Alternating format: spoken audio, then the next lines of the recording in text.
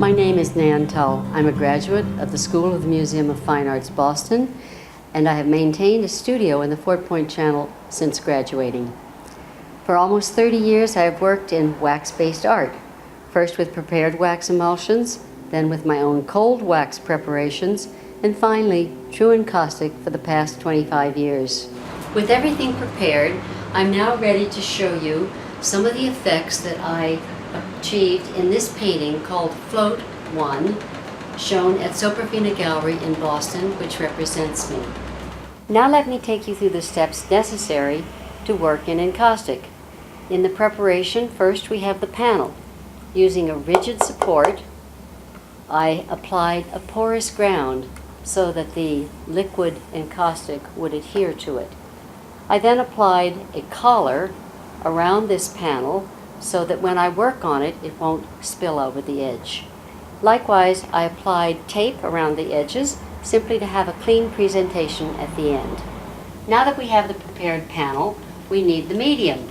So to prepare the medium, I'm going to use this cooker fryer to heat it all, and into it I'm going to add these various waxes. The primary ingredient will be the refined white beeswax, to which I add Damar crystals, some Saracen, carnauba flakes, and microcrystalline. The last step in preparation is having the proper tools. Tools are very personal, and as you can see from looking at my pans, many of these tools have come from my own kitchen. For example, here's an ice pick, a skewer, a turkey truss, and chopsticks. But you can use any tool that will give you the effect or the carving implement that you need. A heated palette is required to keep the colors, to melt the colors and keep them molten. I use a jumbo pancake griddle as my sealed source of heat.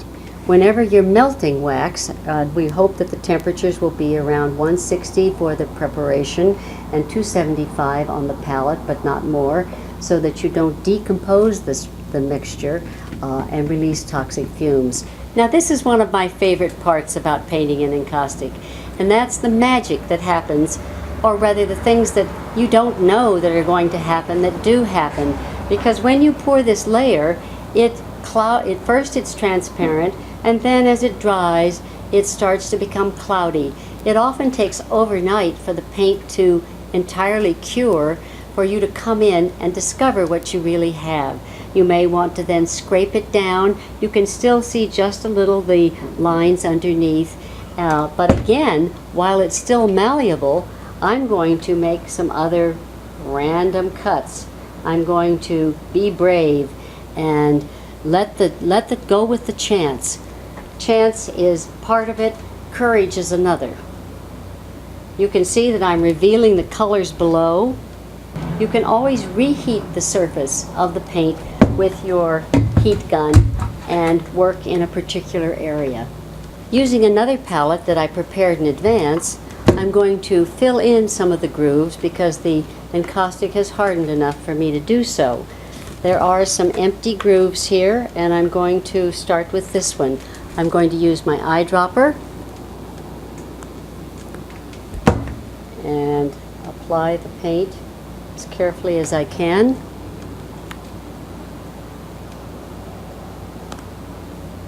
The paint will often shrink when it dries, sometimes necessitating a second coat.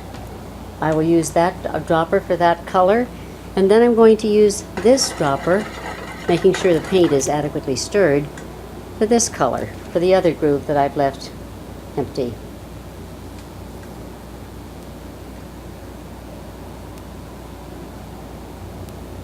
Again, remember that you will need to clean up your eyedroppers by heating them and taking out any excess paint. Now let me take you through a brief summary of how we got to this point.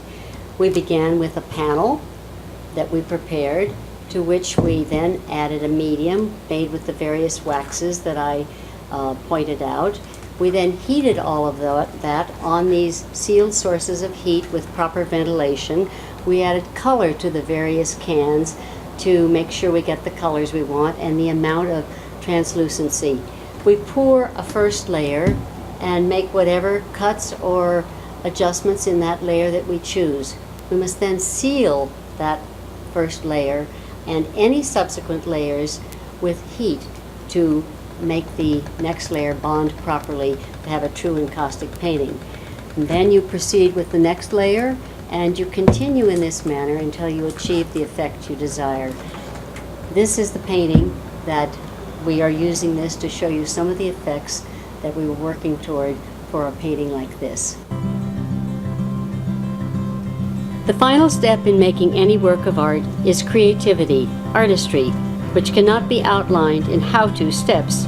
This is the part that is left to you, the artist, for I believe this is how you discover the lasting value of what you are doing, through ongoing experimentation, exploration, decision-making, and creative solutions to challenges. A resilient work ethic, useful in many arenas of life, is formed, one that is not afraid of failure, for it is through failure that new discoveries are often found, as well as your own special voice in this durable, adaptable, beautiful medium of encaustic.